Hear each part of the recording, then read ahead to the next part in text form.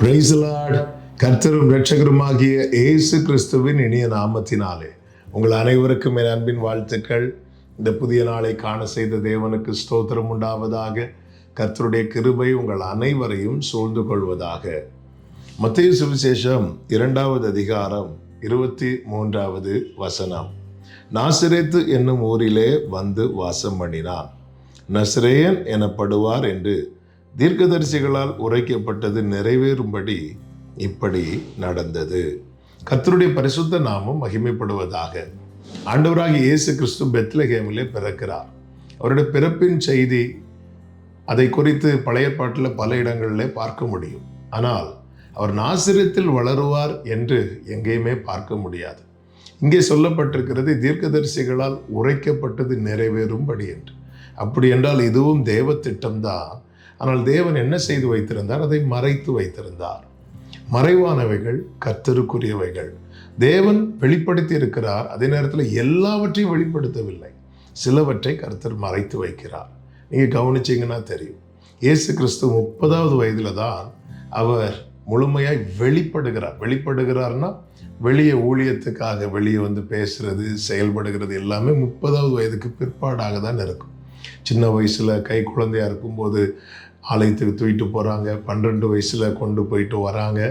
அதன் பிறகு எங்கேயுமே பார்க்க முடியாது. ஆனால் அதே நேரத்தில் வேதம் சொல்லுகிறது அவர் இங்கே இந்த நாசரேத்தில் அவர் வளர்ந்து கொண்டே இருந்தார்.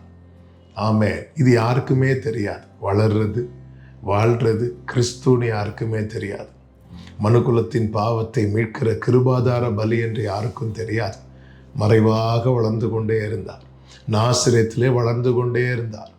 வேளை வந்தபோது அவர் வெளிப்பட ஆரம்பிக்கிறார். பாருங்க, எப்படி அறியப்படுகிறார் தெரியுமா? நசரேயனாகிய இயேசு என்று. 30 வயசு வரை அவர் அங்கதான் இருந்தார். அதே நாசரேத் ஊர்ல இருந்தார். அன்னைக்கு யாருக்குமே தெரியாது. சாதாரணமா யாருமே எதிர்பார்த்திருக்கவே மாட்டாங்க.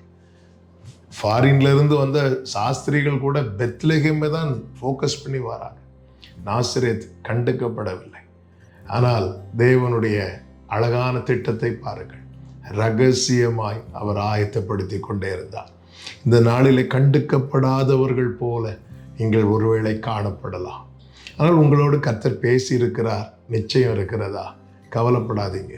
கர்த்தர் ஏதோ ஒரு நோக்கத்துக்காக ரகசியமாய் உங்களை ஆயத்தப்படுத்தி கொண்டே இருந்தார். ஒரு காரியத்தில் உறுதியாயிருங்கள். என்ன? கிறிஸ்து என்னில் வளருகிறாரா என்பதில். நாசரேத்தூரிலே கிறிஸ்து வளர்ந்தார். கிறிஸ்து பிறந்ததை வைத்து பெத்லகேமியனாகிய கிறிஸ்து என்று அழைக்கப்படவில்லை. கிறிஸ்து வளர்ந்ததை வைத்துதான். ஆமென். கிறிஸ்து நமக்குள்ளே பிறந்திருக்கிறார். ஆமென். நம்ம ரட்சிக்கப்பட்டிருக்கிறோம். அந்த ஒரு காரணத்தை வச்சு மட்டும் நாம் அவருடையவர்களாய் அறியப்படுகிறவர்களாய் மாற மாட்டோம். கிறிஸ்து நம்மில் வளரணும். கிறிஸ்து நம்மில் வளரணும்னா நாம சிறுகணும். ஹல்லேலூயா. மறைவான ஆயத்தம், வெளிப்படையான மகிமை. ஒரு தேவ பிள்ளை இதை புரிந்து கொள்ள வேண்டும். நம்முடைய அந்தரங்கத்தில் கிறிஸ்து வளர்ந்து கொண்டிருக்கிறாரா என்பதை ஒவ்வொரு நாளும் பார்க்க வேண்டும். சுயம் அடிக்கப்படும். யோவான் ஸ்நானன் சொல்லுவார் அல்லவா, நான் சிறுகணும் அவர் பெருகணும்.